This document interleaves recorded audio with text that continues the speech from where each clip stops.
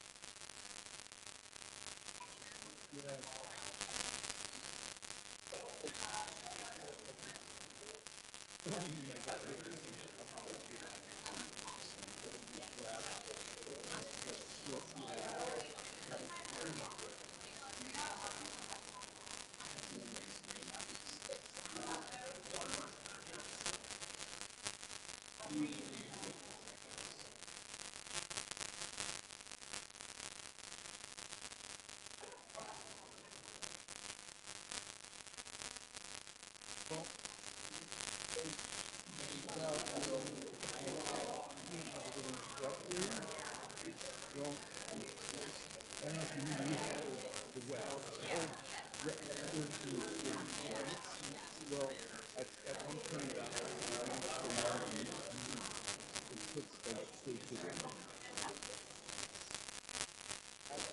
in the Rocky Mountain,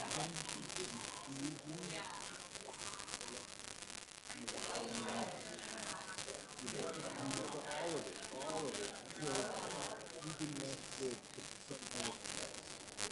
they get that photo booth.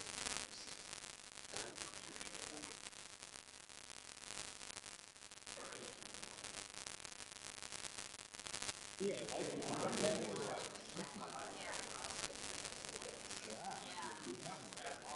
Running out of battery. You wanna? I gotta say right back.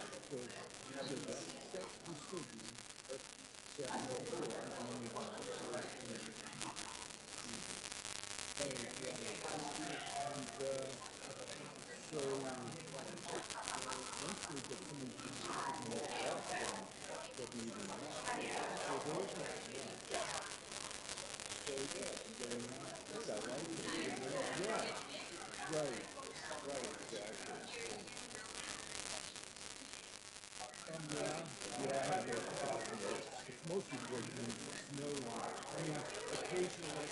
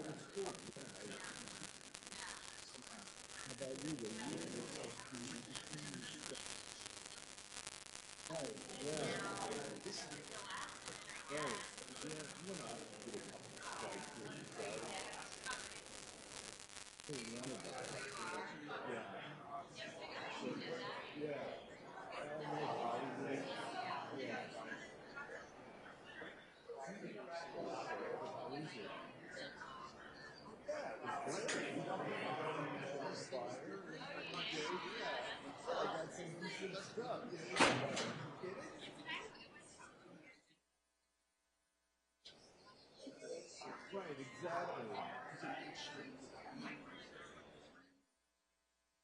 Right, yeah.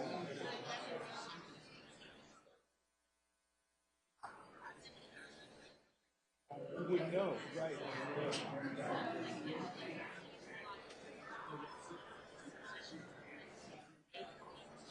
Right,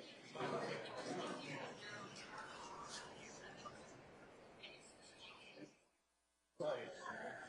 But then you go, oh, well, Chris is going to Paramount and something is going to Netflix, wherever.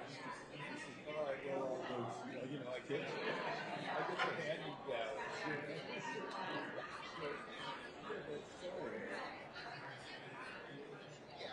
Right, yeah. No, it was good, and computer.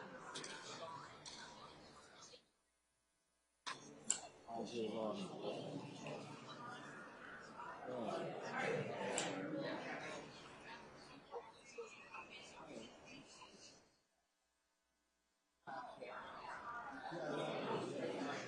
Yeah, I did a couple of courses with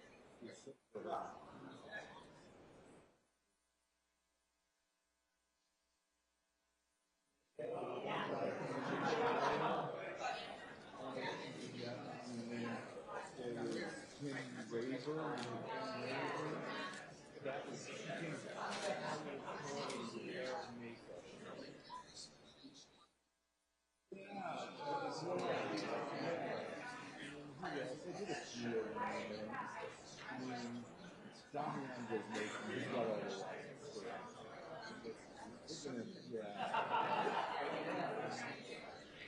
studios.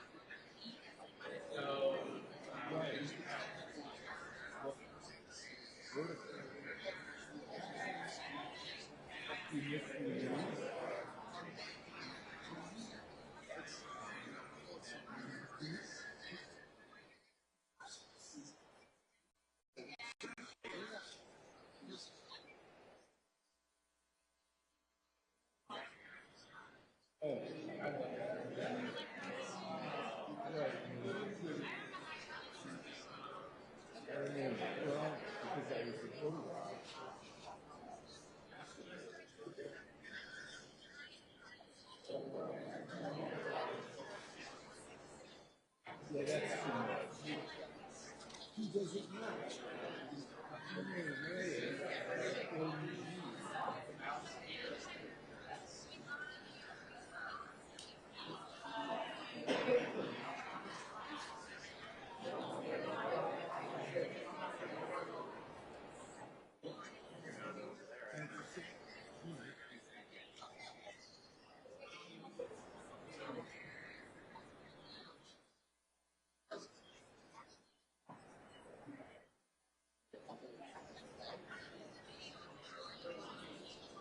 Oh, right.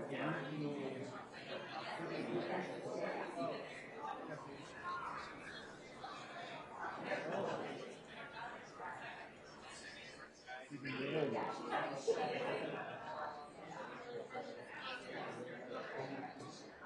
Oh, right. That's not good.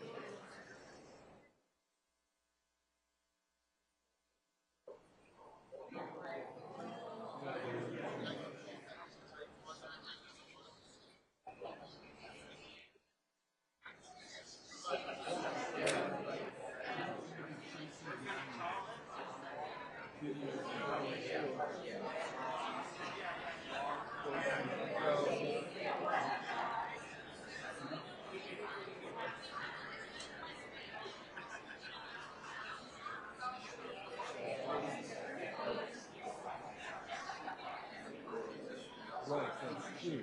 Right. Still, oh, so you have to accept when you go back up there? And so he's got to be really, he's got it. And Jack, right? Still there?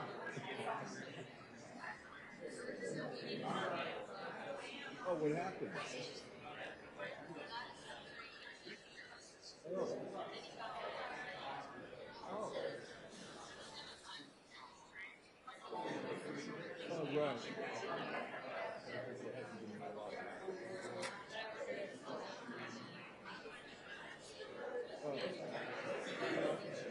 Yeah, that's good, you know. Nick called me the other day. So you going to finish on stage? I said, yeah. I don't think I'm going to go. I said, why? He said, because of Lindy. I said, oh, Lindy. It's like, what does that have to do with anything?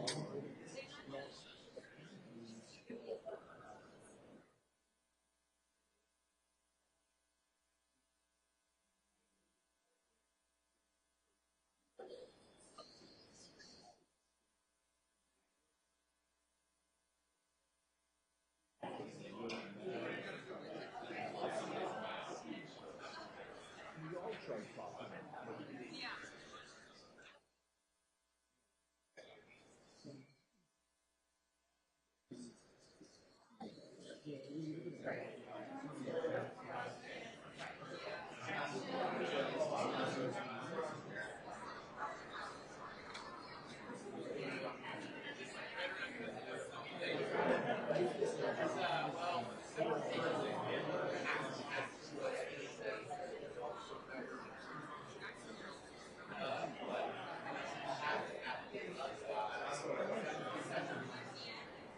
Yeah, I've seen him.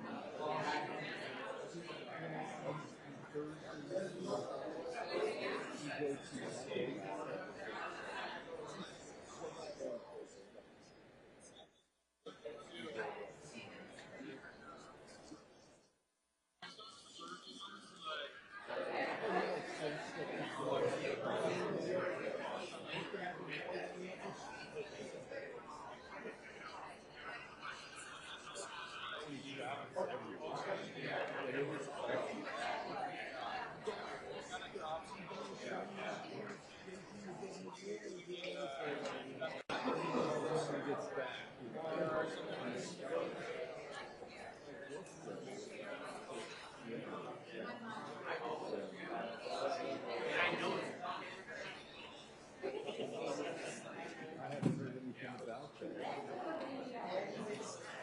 Amen.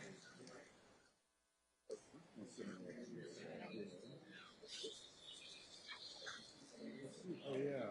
Yeah.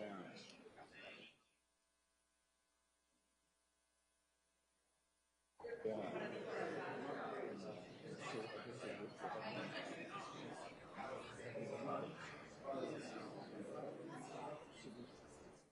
Right.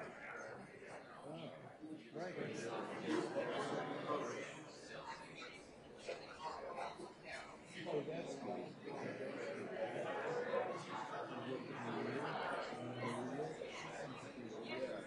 Yeah.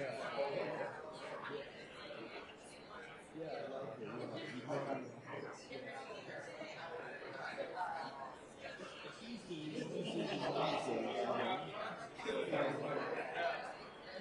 Off and on.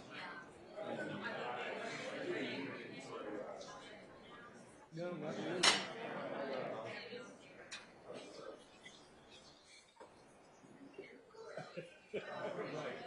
Right. Test 1 2. Test 1 2 1 2 1 2. So he feels like he's got stuff. Right, yeah. Okay. Yeah, I want to go the other way. When they took all those stages, Eric was with that.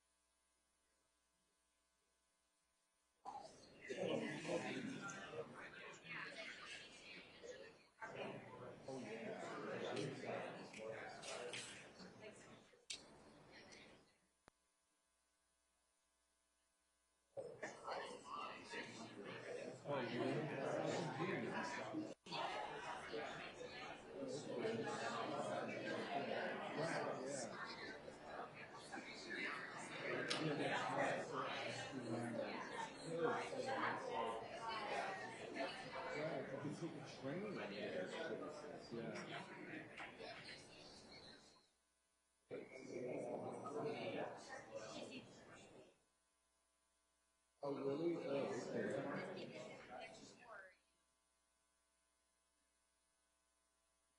Running around. Yeah. Right.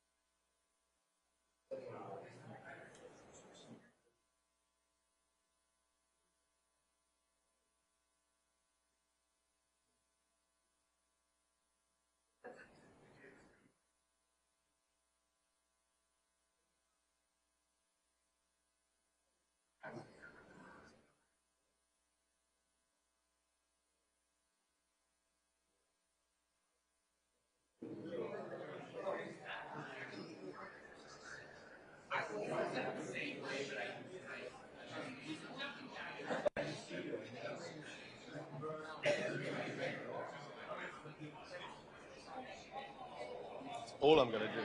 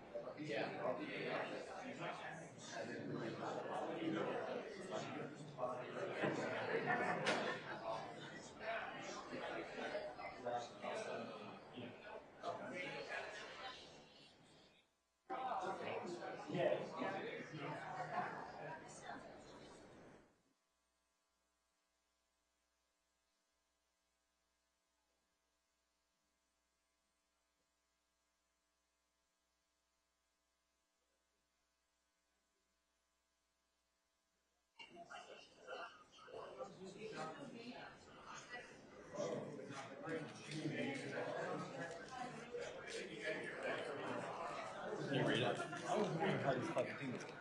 I never seen. Yeah, we are here to announce. Thank you for being here. Thank you for being here. And, you can go home. SAG-AFTRA. SAG-AFTRA. SAG-AFTRA strong. Shit. That's pretty cool, huh? Yeah, I always wondered how. Oh.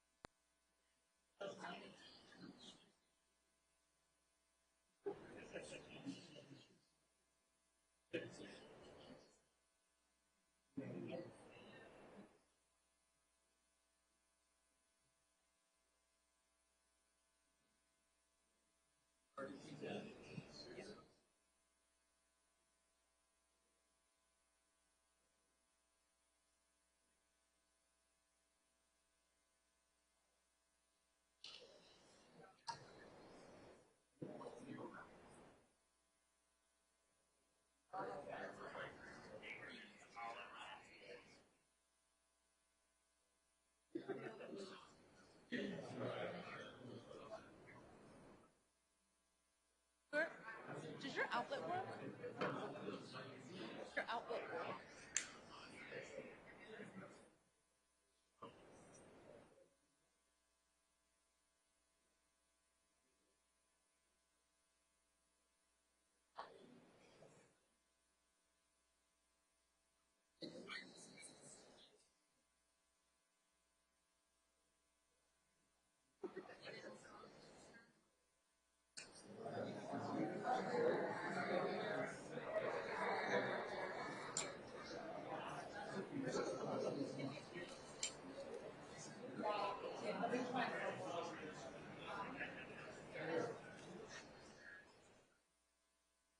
I'm over here, unfortunately. Thank you.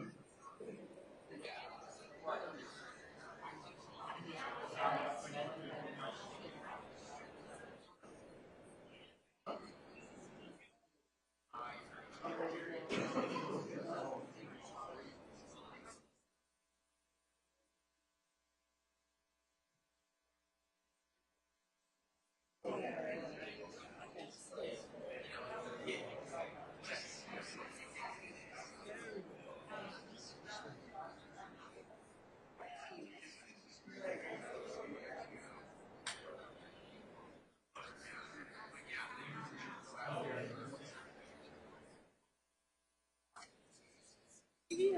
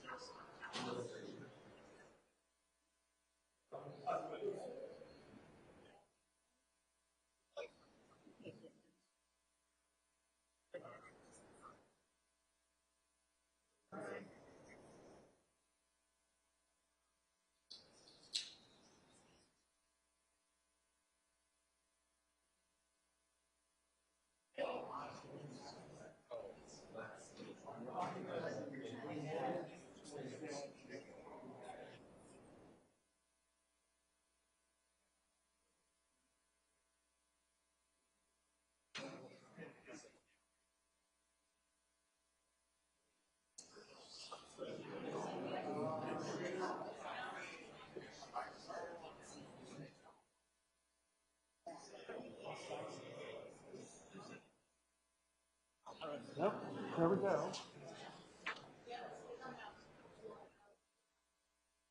Yeah, now come out.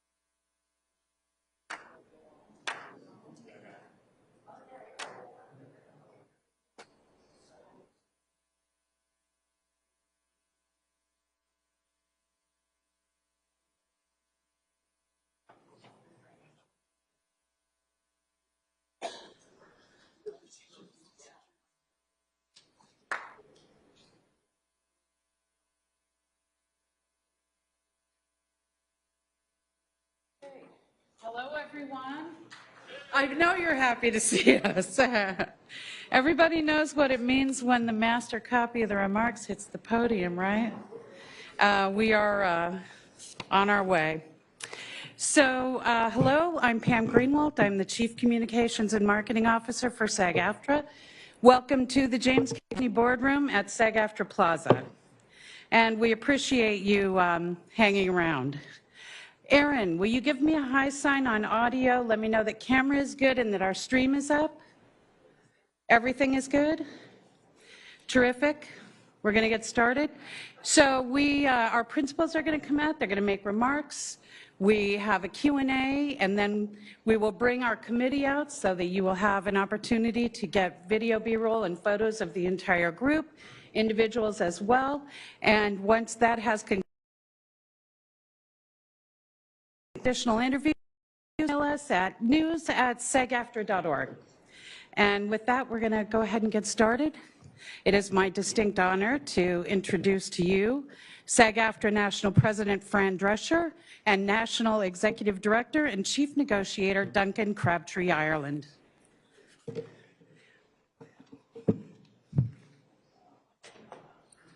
Hi, everyone.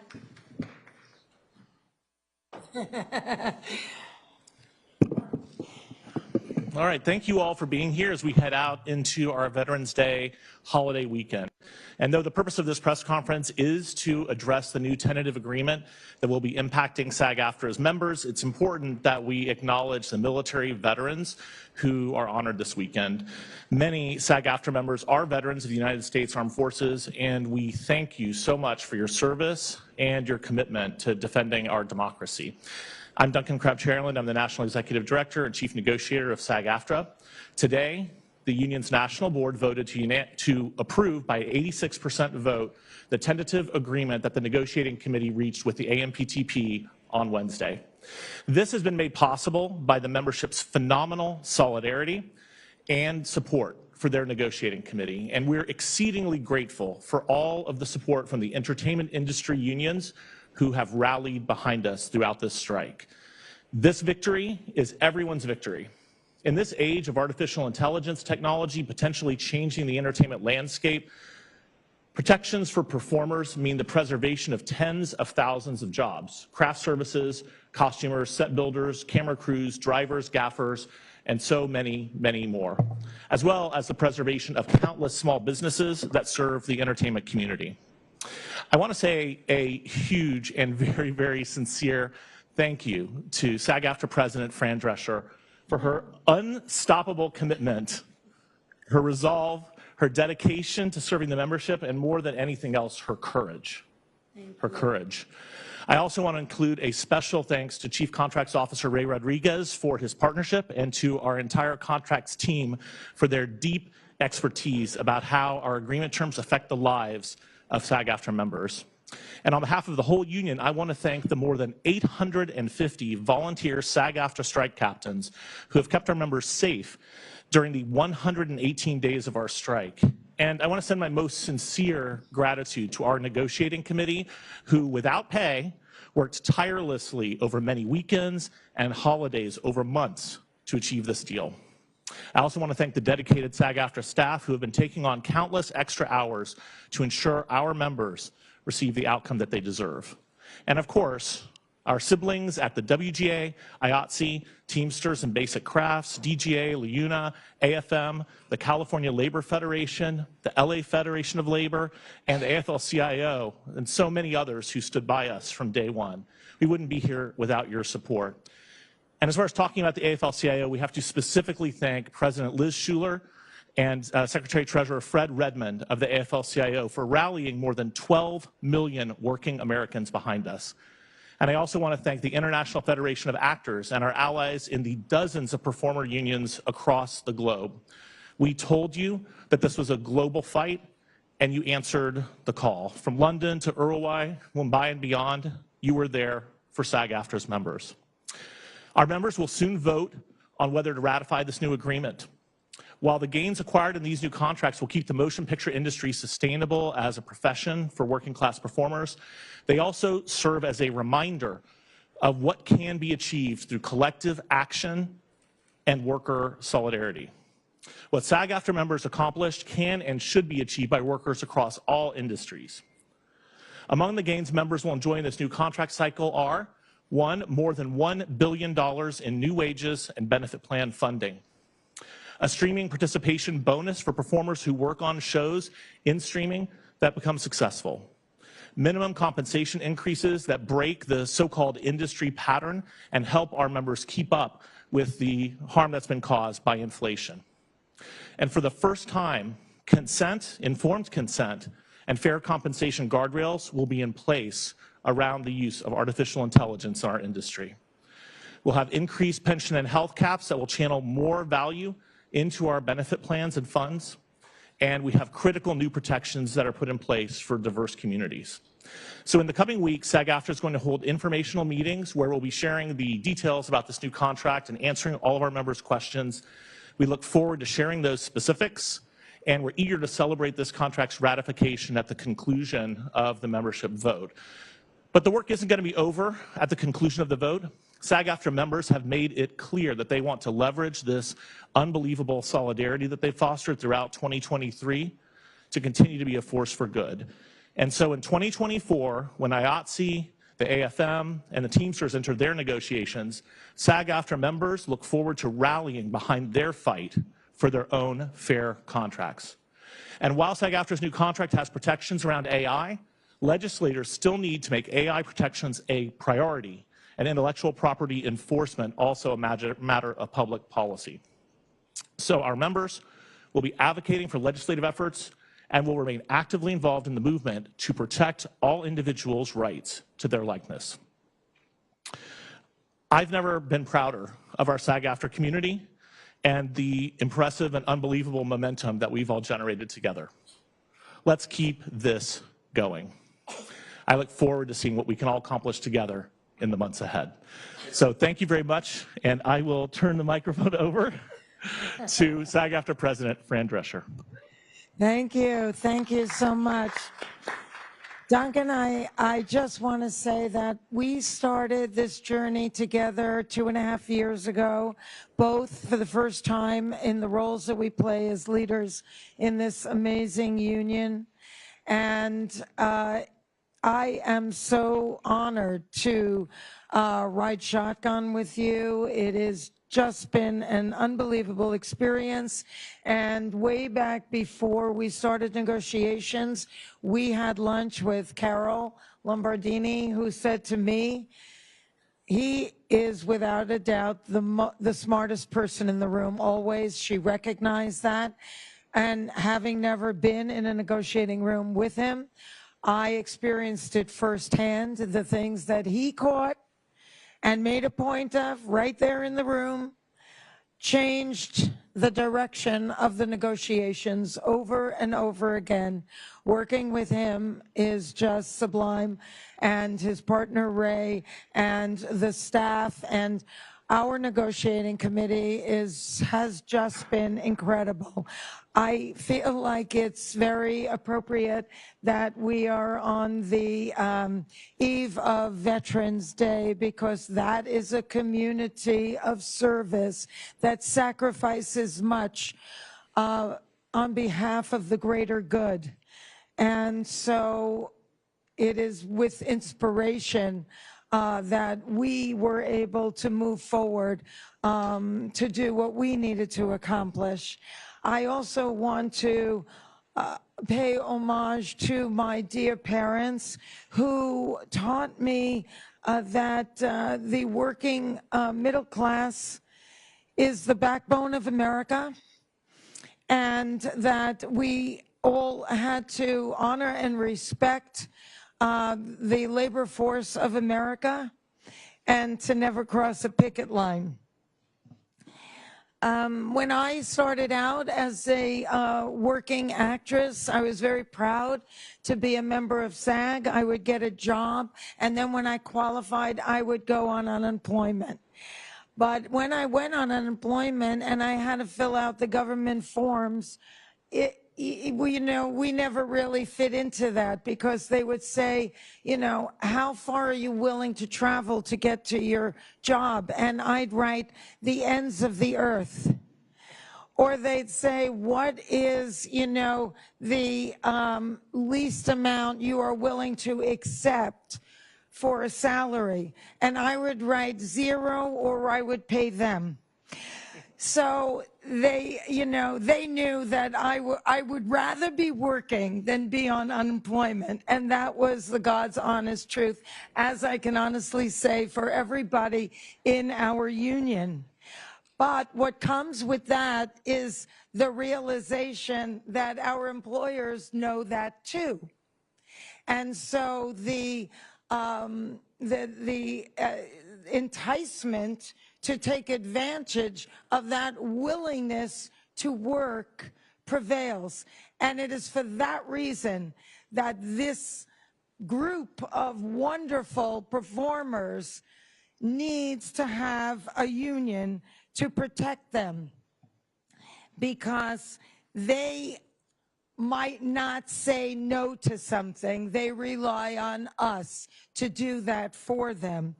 And that's why many, many, many years ago, Bela Lugosi, in his Dracula costume, stood outside of the gates of the studio, passing pamphlets to actors saying, we are workers, we are American workers, and we need to unionize so that we can have the protections that are entitled to all workers in America. When I decided to run for president 2.5 years ago, and then more recently, it was because I felt a gratitude to my union, and I wanted to be of service too. And I felt like the union was spiraling into an abyss of partisanship that was dividing the members in a very dysfunctional and unhealthy way. And that is not the way to be strong as a union. It's antithetical to that. And we see it on a macro level in our nation too.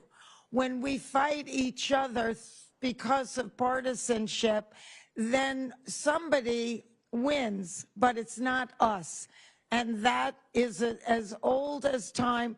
The Romans invented it. It's called divide and conquer. So I wanted to come in, and much to the surprise of the people that voted, that didn't vote for me, and maybe also for the people that did vote for me, I felt like the only way to bring this union together was to enter without bias, without histrionics, but just to have my door open to every single one of the members so that I can hear what they had to say. And what came out of that was a beginning of trust. And it was what I call the Fran plan. And the secret sauce is time and patience.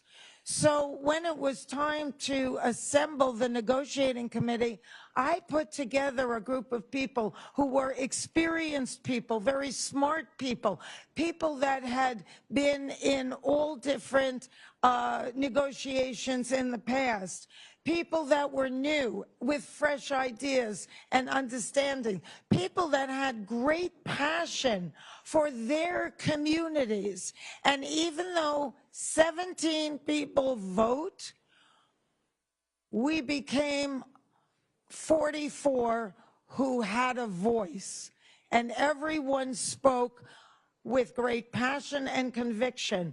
And it took us always a very long time for everybody to fully appreciate what was happening in that community and why it was important. And for the first time, people who were otherwise marginalized in the past felt heard.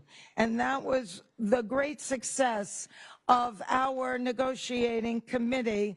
And so we started to come together as a family. People that were completely at odds from another time came together. And for me, the whole thing, the weight of it all was extremely stressful. I, many times had to stay home on Zoom and, lead in my bathrobe because it was just so stressful, and going into the room with the AMPTP and everything, it was a lot. So if I could be home with my dog, it was helpful. And I want to thank, Jody and Linda and Tom, the vice chairs, for helping me, allowing me to do that. And I'm just so grateful for them. As you know, I'm a systems analyst daughter. And so very early on during our plenary, I recognized that there was a disconnect between the new streaming platform and the contract that we were working on. And I felt there was no way that anything about this contract was going to really make a significant difference in the lives of our members who were working on the streaming platform. The contract itself needed to change. And so we decided together that we needed to go into another pocket of revenue. For 35 days, like a broken record, we said we need to get into another pocket. We need to get new money from somewhere. And every single time we brought it up, the AMPTP said no. And finally, Duncan said, we're not taking this out of our proposal. We will hold it, but it isn't going anywhere. And finally, towards the end of the unprecedented extension that we gave to this negotiation, because we didn't want to leave any stone unturned, I said, we're going to go over your heads. We want to talk to your bosses. And Duncan and I went into a side room and we called several of the people who were CEOs of the AMPTP member body. And we explained to them that we needed another source of revenue because the people that were working in the streaming platforms didn't have the tail of earnings that they did in linear television. And it was making their lives very difficult to remain a working actor. And somehow they had to accommodate us. And we said to them then, it did not matter the mechanism, it didn't even matter the amount. What mattered was that we got into a new pocket. Well, they said no. And so we had to go on strike, but we're hoping that we would be able to keep talking. So on July 14th, our unprecedented amount of strike authorization votes was exercised, and our national board gave us the okay to move forward with the strike. And from July 14th to October 3rd, we never heard from the AMPTP. We went to the press and said, why, what are they doing? What are they waiting for? Are they trying to smoke us out? Well, honey, I quit smoking a long time ago. So I think that they realized that they were facing a new kind of leadership in me and Duncan, and we deflected their intimidation tactics. They had to acknowledge that we were demanding respect. And so the idea of a revenue share, we kept going back to it. Okay, you don't like the 2%. What about 1%? Okay, you don't think you can do that. It's a bridge too far. What about the 57-cent postage stamp concept where we get that per subscriber per year? No. But what happened was they needed to meet the moment. They heard that something had to be done or this was not going to end well. So they worked internally to come up with some kind of a modality that worked for all the different AMPTP members who were currently either fully entrenched in streaming or dabbling in streaming, but somehow they came together with a model that they offered to the WGA, which was accepted by them. We knew that that wasn't going to accomplish what we needed to accomplish, but as my Buddhist wisdom teaches me, the tallest of the bamboo trees are able to lean the farthest. And so I had to wrap my mind around the fact that we needed to make this work if we were going to get into another pocket. And I'm a girl from Flushing, so to me, money's money. It's just as green wherever it comes from. Hand it over. So when Duncan and Ray came up with the fund concept, which would allow us to use their mechanism to put the money into our fund so that we could distribute it with a wider net and benefit more, that was the thing that needed to happen. And, you know, AI was also a deal breaker. If we didn't get that package, then what are we doing? We're not really able to protect our members in the way that they needed to be protected. Because in the world of AI, 3 months is equivalent to a year. So if we didn't get those barricades, what would it be in 3 years or 2.5 years? It would be so far out of our grasp, we would always be chasing something, but never quite get it. So those two things at one of the last meetings that we were all in together was made important to them. And then Duncan also, in a sidebar with Carol, said, please listen carefully. We must get the fund and we must get the AI. And even though we were not talking about money anymore, at that point, the money had passed the $1 billion mark, the largest deal in our industry history. And they already broke pattern.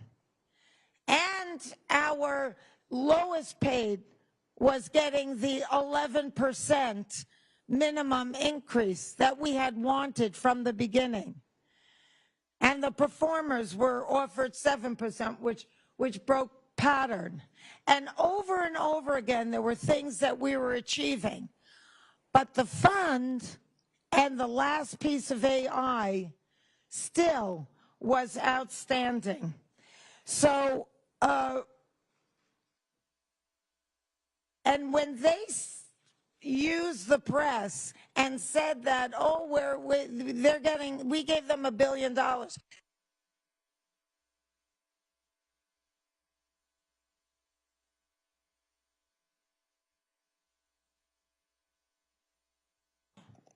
Oh. Is it back? Oh, okay. I thought we were having an earthquake or something. I got scared. Anyway, you know, we were in a meeting with the AMPTP, and they were already leaking to the press, oh, it's over $1 billion. But he said, wait a minute, $500 million isn't being shown for. Where is it? Creative accounting? Funny money?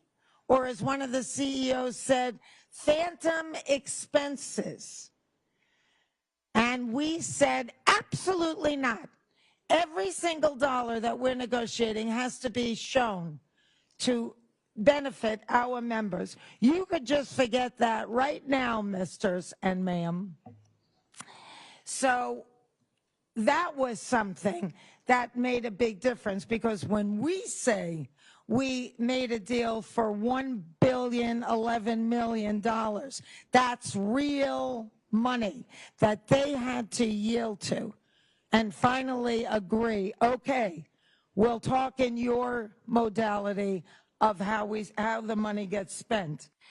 So many things, you know, were developing and good things were happening, but still those two things were outstanding.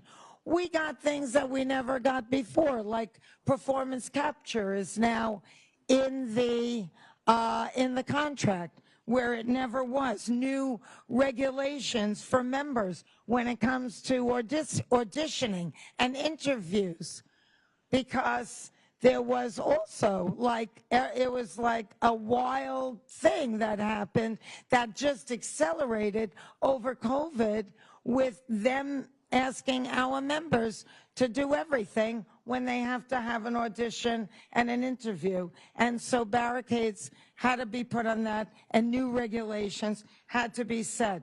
Over and over, blank pages filled with language.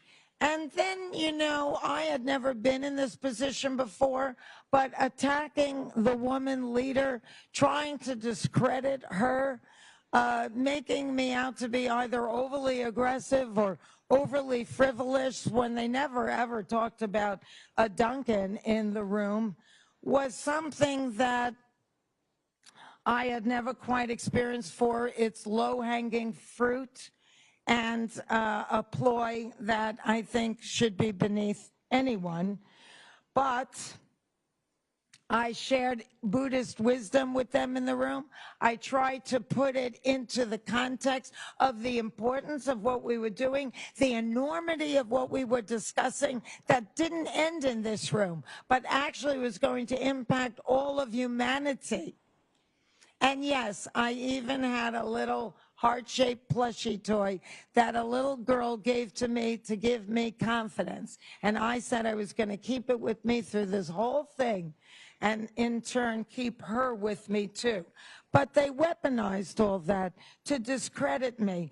And what I did was turn it around into a movement for women and girls, because I don't have to emulate male energy to lead. I can lead with intellect. I can lead with wisdom. I can lead with empathy. I can lead with morality. I can have a plushie toy with me, and I can lead, and I can still rock a red lip. So I turned that on their head, and gave women an opportunity to see what leadership could look like if you just be who you are, your authentic person without apology. The days turned into weeks, the weeks turned into months. One of our NEDCOM members passed away, and we all wept and prayed and shared stories that he was not going to make it all the way through. One of our family members was not going to take the rest of the journey with us. We became weary over time, as did our strike captains, as did our staff. It was extremely demanding, a lot of pressure. I saw cardiologists, pulmonologists, internists, you name it, everyone says it's stress. So, as the families do, our negotiating committee, sometimes we would laugh, sometimes we would hug, sometimes we would cry, sometimes we would yell. Each step of the way, we grew towards each other into what I am calling the nucleus of the golden age for SAG-AFTRA. But then there were things that they weren't budging on, things that we needed to try and get, but we weren't getting, things that it was becoming clear we're going to have to wait for the next contract. What about the respect package? Aston shouted. Rest periods. What about meal penalties? Ron Ostro said. What about motion capture and facial capture in addition to performance capture? Zeke challenged. When is audio description going to get in the contract? Nicole shouted. What about getting expert practitioners that can work on the members who have with different kinds of hair textures and skin tones, cried Natalia and Michelle and Avis. When are stunt people going to be recognized for their massive contributions and compensated, demanded Court and Jason. There's a lack of consideration by the industry at large that auditions are work in and of itself, and that too must be changed. We need to let performers do their job and have full focus on their audition and not have to be the casting director and the technician too. Meal penalties hadn't changed in 63 years, shouted Charlie. For months, we fought for it all, appealing to their sense of right and fair, but to no avail. This NEDCOM are very special because they come from different places. They come from different career paths and passions, but together as volunteers, they all fought the righteous fight on behalf of 160,000 members. Back-channeling became the alternate universe, trying to reach the CEOs. A-listers, power agents, top lawyers intervened through Duncan and I. In the 11th hour, we still didn't have the fund or the complete AI package. Duncan had a sidebar with Carol. Jolie Fisher back-channeled for AI. And on the eve of the 7th, after I said to the negotiating committee, we're not going to vote tonight, as recommended to me by David Jolliffe, one of our senior negotiators, I got a call from Duncan, who said it looks like we will get both. But to get the fund, we had to agree to a 75-25 split, which meant that 75% of the money would go to the members who were on those shows which met the criteria that the AMPTP set, which frankly is a thimble worth of shows on these platforms. But To meet that criteria, those shows in linear television would have definitely gone on to syndication. So they deserve to have the bonus. And the 25% that would be in the fund would be spread in a way that we could decide at a later time that we felt was fair to the people that are on the platforms. Again, I felt like, is this a win or a loss? But we're getting the money. We opened a new revenue stream. It's what we said in the beginning to them. It didn't matter the mechanism. It didn't matter the amount. What mattered was that we got into another pocket, and we did. So I had to once again be fluid and wrap my mind around that and not make the perfect the enemy of the good. I recalled what we said to the CEOs back in July, and I began to think about what the next steps would be. We open up this new stream of revenue. We write language on a page that was now blank. And maybe next time it won't be what shows get 20% of the audience. Maybe it'll be 10%, so more shows will qualify. Maybe it won't be 100%. Maybe it'll be 125%. So the people that are not in those shows can share more for more. And suddenly I started to get my mojo back. I started to think and realize this is an ongoing living thing, a contract. And we're not over. We're only just beginning.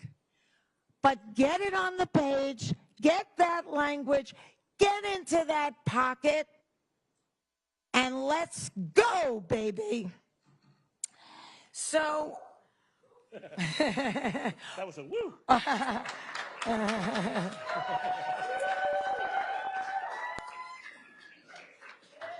One of my heroes is Frederick Douglass, and he said a quote that I say often, which is, power concedes nothing without demand.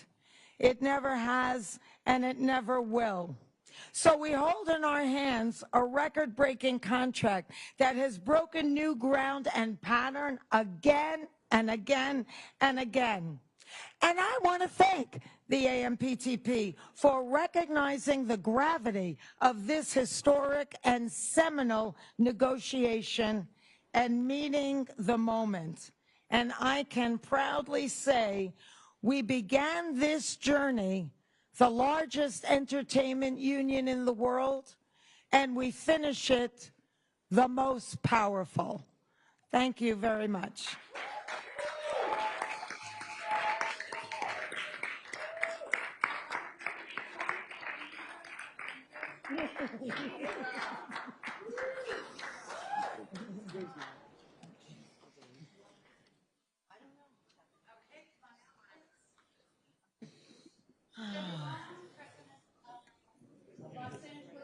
Can we just do this thing? Yep. Okay. All right.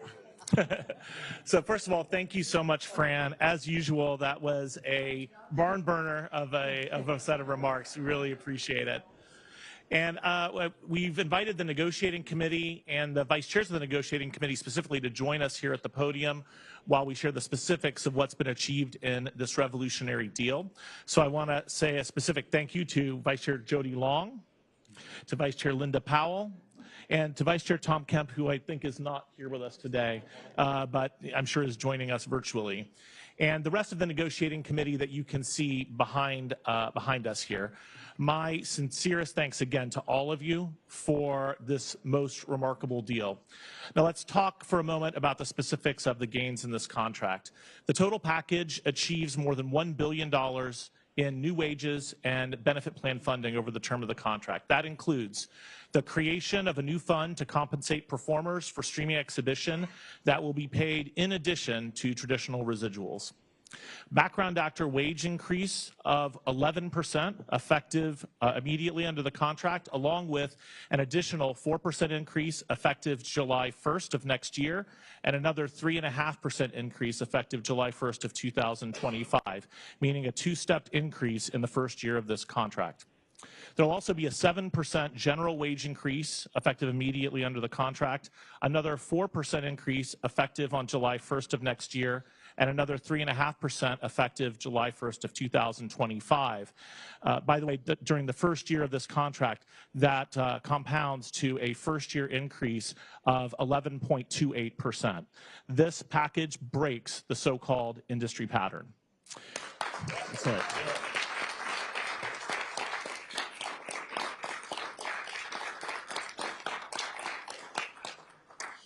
We'll also be increasing the number of covered positions for background actors in the West Coast zones to finally equal the East Coast zones. This is a first. That change alone is projected to create 10,700 days, additional days of covered employment for background actors annually. Substantial improvements to relocation allowances for series performers, covering $5,000 per month for up to 6 months. In terms of maximum series relocation benefit, that's a 200% increase. New and very meaningful protections for the self-tape audition process, which are quite extensive, and we'll talk about those in the question and answer session, I'm sure. We'll have new terms to ensure that sets have proper hair and makeup services for all performers, including those who have diverse and textured hair and complexions.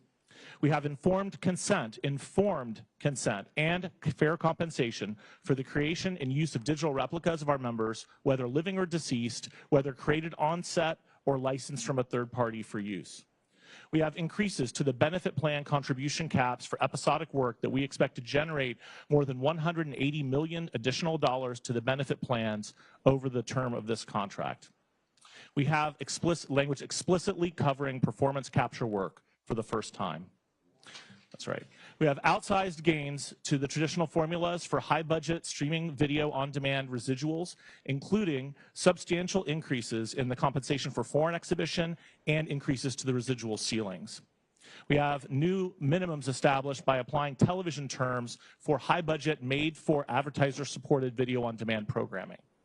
We have, for the first time ever, a requirement to engage intimacy coordinators for scenes involving nudity or simulated sex. That's right, a long time coming. Right. We have new fixed residuals eligibility for stunt coordinators and the achievement of outsized increases for stunt coordinators working under flat deal minimums in television, bringing them closer to equivalency with the flat deal minimums for stunt coordinators working in theatrical motion pictures. We have substantial increases to compensation for Schedule F performers. We have the application of major role terms to high-budget SVOD and the first season of made-for-pay TV series. We have increased transparency that includes limitations, a separate writer, and a separate check requirement, and required higher compensation for anyone who's going to have advance payment of residuals for television and new media productions. We finally, yes, that's a big one. We have doubling pay for singers who dance and for dancers who sing, so that they will no longer be expected to do the other specialty without getting additional compensation for that.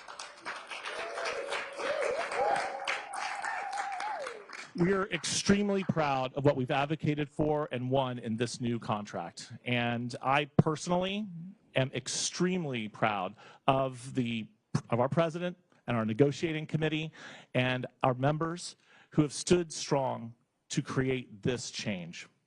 And for any of our members watching this right now, please keep an eye out for voting instructions from us, because this is going out for ratification to the members, and we are eager to have the opportunity to talk to you, to share this information with you so that you can cast an informed vote in our upcoming ratification ballot. So Pam, can I turn it back over to you? You can. Where are you? Oh, there you are. Okay.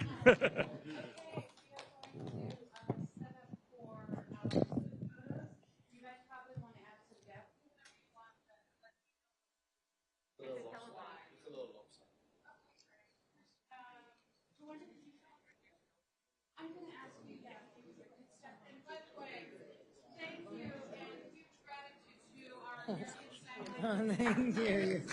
We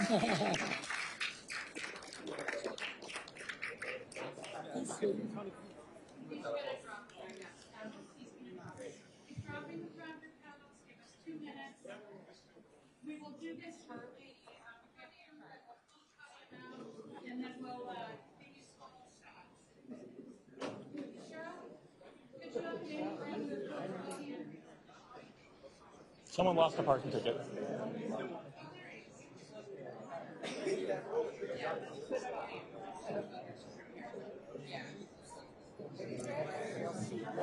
What does that mean, hold the podium? We are going to get a set of shots with the podium here, and then he's going to take the podium out so we can record.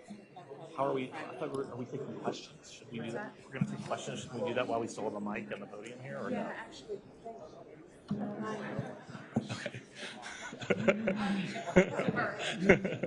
Or if we're not, that's fine, but I thought we were. Duncan just reminded me about Q&A, so you guys were all about to get ripped off for your 30 minutes. So, Fran and Duncan are happy to answer any questions you have. See the microphones in the aisles here. You'll need to use those so that you can be heard on camera. If you have a question, please line up. Can't hear you. Mike.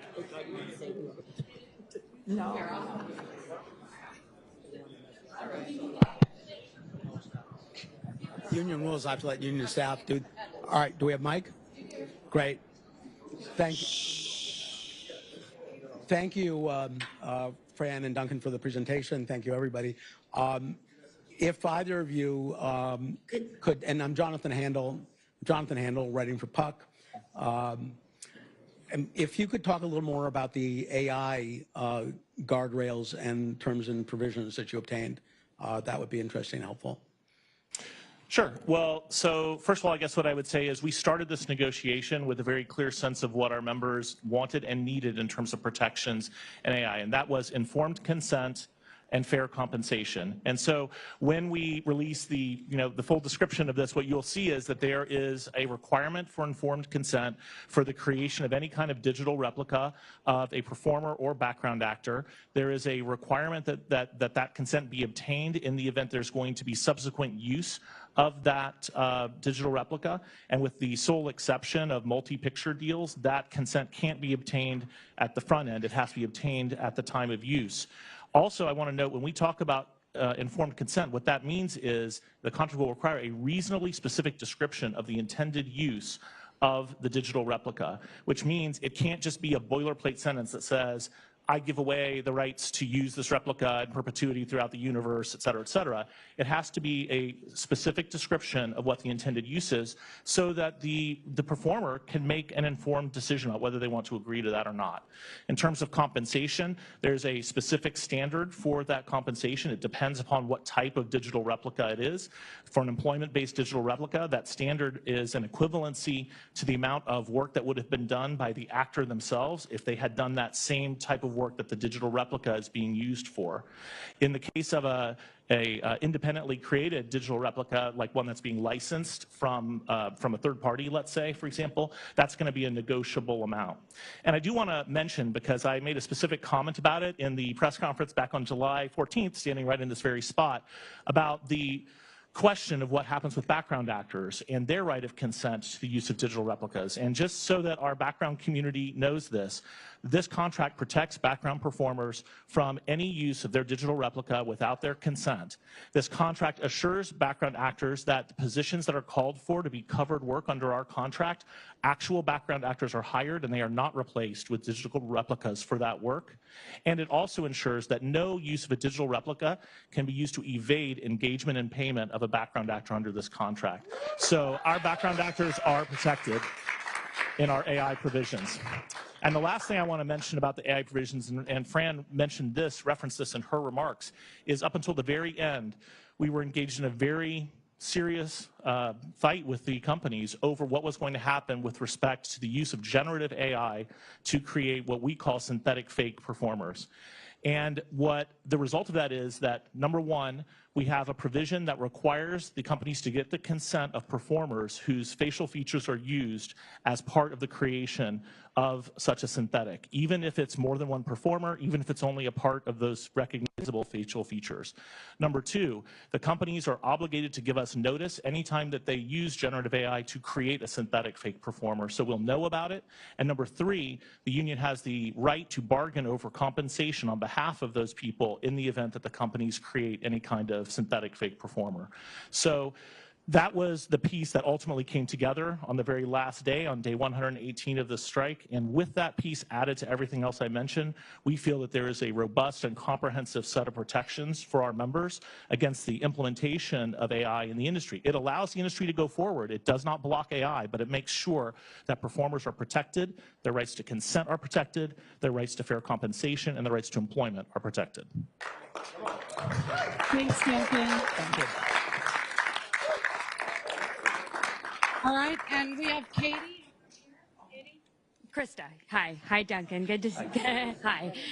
Good to see you again. Congratulations. So I just wanted to check our math. So is it 10 of the 66 board members voted no? And can you kind of speak to their concerns? Sure. Well, first of all, this may be a bit more governance nerd wisdom than anybody here wants, but our board works on a weighted voting system. So by the result, you cannot tell without knowing more how many people it actually reflects, because it's a weighted vote that represents the balance of membership around the country. And it's a system that's designed to ensure voices are present in the room, even regardless of what the number of members are in that particular geographic area. So I don't actually know off the top of my head what number of people that represents, but you can tell based on the percentage of the vote, that's the representation of the underlying membership that's reflected there. And I now have somehow forgotten the second part of your question. Just if you could kind of speak to maybe some of their concerns. Well, I mean, I think that everyone, I mean, Fran even mentioned it in her remarks. Yeah. You know, there are things that we wanted to get in this negotiation we weren't able to achieve. Now, having been the chief negotiator of a lot of other contracts before this one, I can tell you that is normal for any negotiation. I mean, that's what negotiation is about. It's a give and take process. It's not a process where one side comes in and just gets everything that's on their list. Having said that, we put forward, this committee standing behind me and our national board put forward the most aggressive proposal package I think we've ever seen in this contract, and we fought hard for everything in that package. We knew from day one we weren't going to get everything that we put on the table, but we also knew there were some things that we could not make a deal without, such as the AI protections we just talked about, and some other things too. So I think there are probably some members of the board who feel that in certain areas they wanted to see more out of the result, or there was some specific piece that for them didn't quite hit the mark. But the fact of the matter is that we, I think, collectively feel that this deal was made at the moment it should have been made. It was made at the point of peak leverage for SAG-AFTRA and our members. It is a deal that reflects the absolute best that could be achieved in this negotiation, and it's a deal that serves our members well and that protects them from the things that they most need protection against. And so, but you know, this is a democracy, and in a democracy, everybody has the right to speak their mind, and everybody has a right to have their opinion, and that's fine. And so the majority, or in this case, the super majority, prevails. And I told them to vote their heart, that this shouldn't be political. And no pressure with Drescher. Thank you, guys. Thanks. Duncan, I have two questions. One is very quick, which when are we going to see the ratification vote begin? How is it going to be conducted, and when will it end? So the ratification vote will start on Tuesday. It will end, I believe, the first week of December. I don't have the exact date in my mind right now. And it will include web-based and live in-person meetings with our members to tell them all about the deal and answer any questions that they may have. Obviously, there'll be materials available online for our members. And that'll be the process. And so that's in accordance with our normal ratification process. The ballots are cast online through an electronic voting system, although there is an ability to request a paper ballot for people who aren't comfortable with that approach. and the time frame is the typical 21-day time frame that we use for our normal contract ratifications. So this is like what you guys did for the strike authorization vote? It is similar to it. Some of the process is a little different because as opposed to a vote on a strike authorization, this involves an extensive set of contract changes that need to be explained and both in writing and also through meetings. But it's a similar process, yeah. The second question I have is, we've heard a lot of figures about this this new revenue stream, or as Fran called it, the new pocket. Numbers like $120 million over the 3-year contract. Can you give us some sense of the accuracy of that and break it down for us? Sure. I mean, that is a roughly accurate number for a 3-year contract term. One of the things this is a completely new structure, both on the inbound money side and on the distribution side. And so that means our projections are going to have to be sort of stress tested. But we're confident that this will generate an overall number of around $40 million a year, part of which, as Fran said, will go to people who work on the shows that are used as the metric for the inbound money, and part of which will go into the fund for a wider distribution. Thank you. Thanks, Dominic. Lacey. Hi. Thank you, Pam. So can you speak to the significance of SAG-AFTRA breaking the AMPTP's pattern, particularly as it applies to other unions and their upcoming possible negotiations? Sure. Do you want to do that, Fran? Or you want me to do it? Here. I mean, I'm sure you'll have stuff to add, but part of the stress of this negotiation was feeling the weight of the people that were out of work since the writer's strike, and that included crew. And that was why Duncan pushed so heavily for us to do interim agreements to afford some of the journeyman performers and crew to have some outlets where they can find work. But while we were feeling the weight of people whose livelihoods were pretty much halted, and the stresses of being able to pay their bills was mounting, we were also hearing from their leadership that get the best deal you can get, because that's going to have a profound impact on our next negotiations. So when it comes to minimums, that's going to be something that's going to be a big part of their conversation.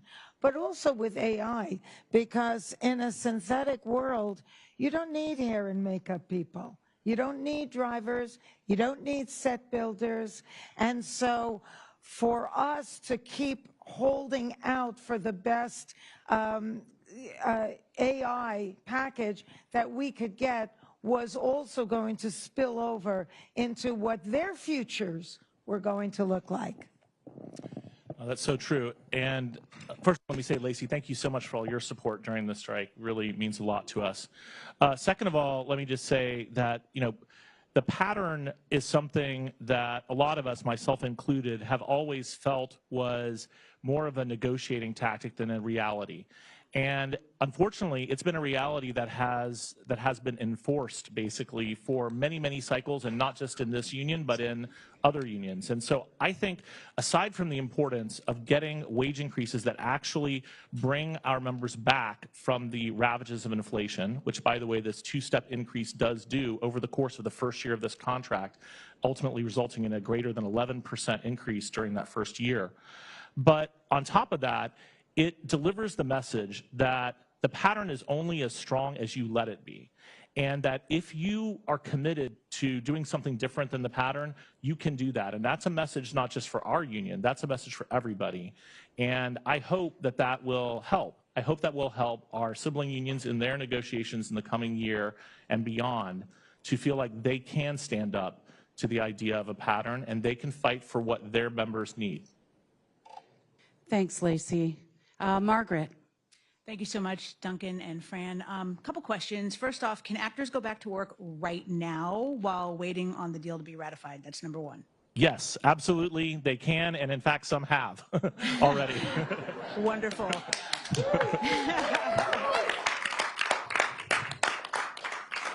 And if I may circle back to the national board's vote, came in at 86% in favor. This was delayed a couple of hours, this announcement this afternoon. So just kind of wondering if we can kind of read into the idea of some pushback from some of the members on this at all?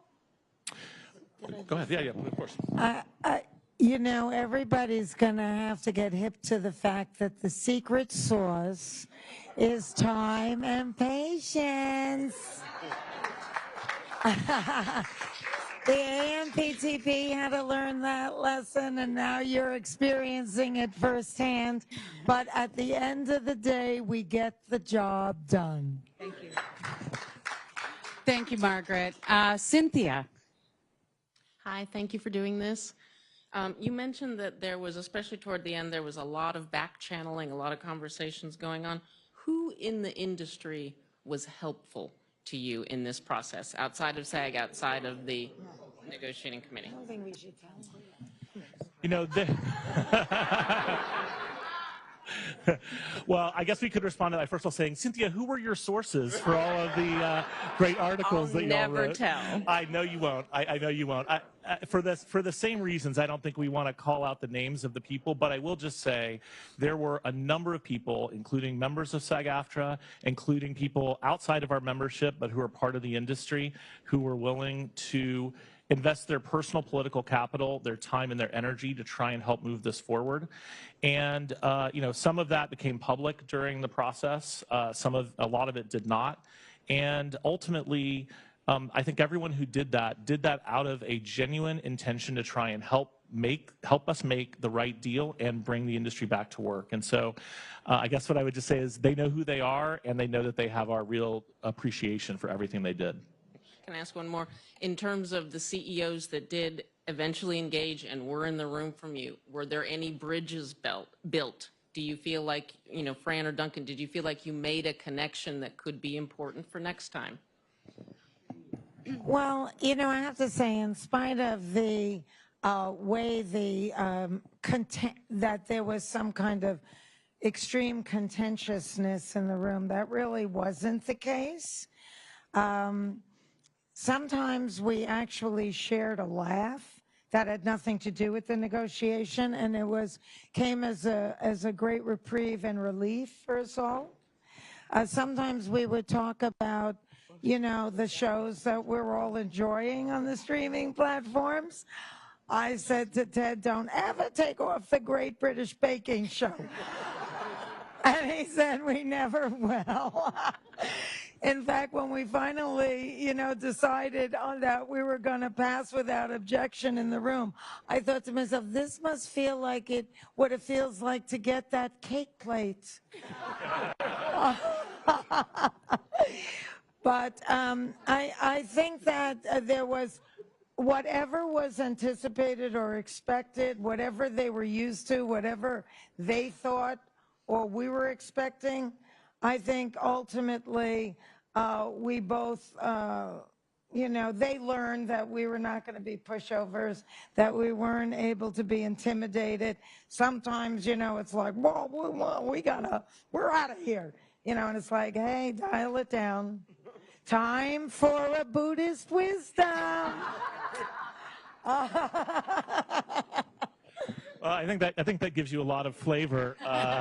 Thanks, Cynthia. A lot of flavor to that experience. But I would say also, yeah, I mean, first of all, I think it is, we should note that there were several of the meetings that we had by Zoom where more than just the so-called Gang of Four attended. We had several meetings where CEOs or their designees from every one of the major AMPTP companies were part of it, and that was appreciated as well.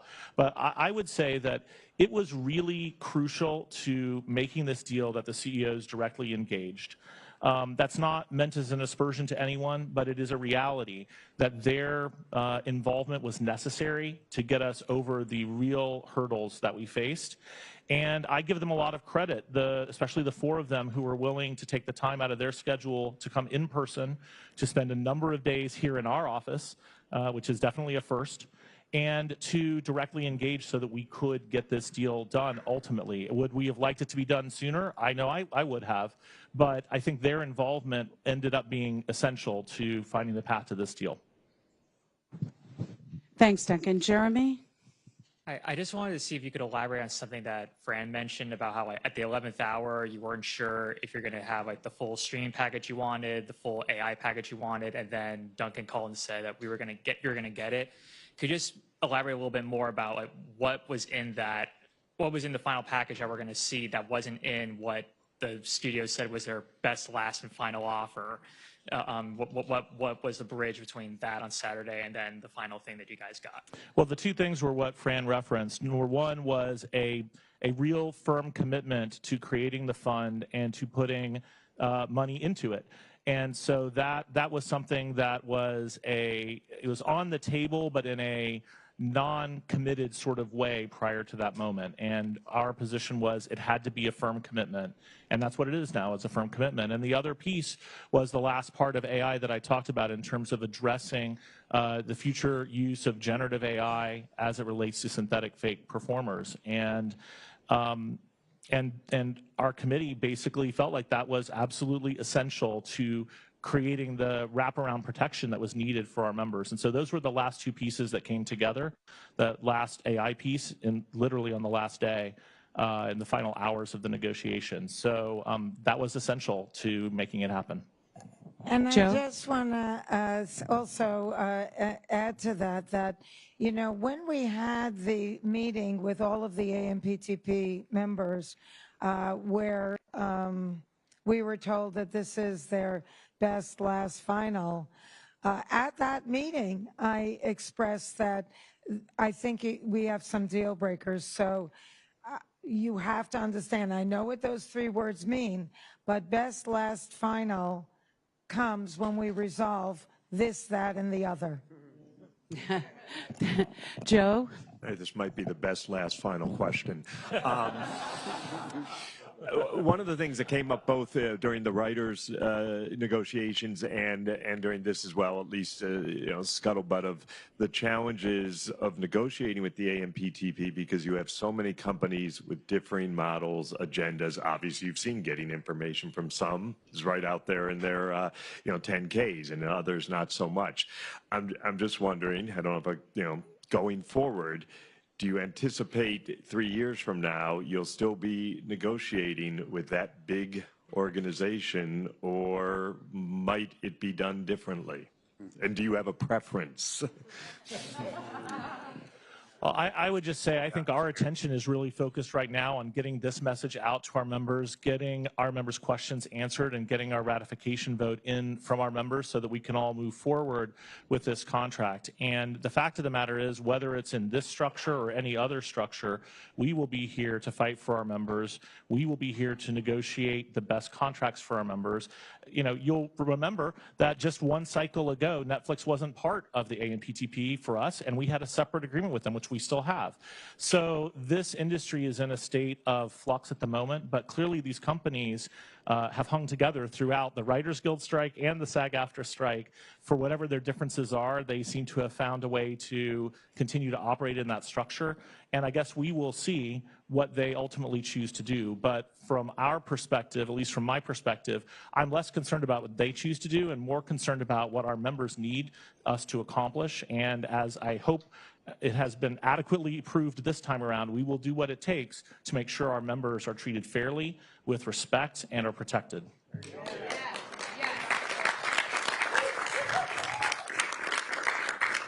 Thanks, Duncan, Fran. Any other questions? If not, we're going to move to the photos, and Damon's coming back to take that pesky podium out. Thank you, guys. No worries. I jumped the gun because photos are my favorite, so I always want to, get the still people what they want. Yeah. Thank you, he says. Bear with us just one moment. And again, by way of follow-up, if you are looking for interviews in the days ahead, email us at news@sagaftra.org. And if you have follow-up questions tonight, same email. And look for the summary probably no later than Monday morning. Oh, so it's not. No, not the full summary, which is. You're going to get what he gave today, press release and the key points.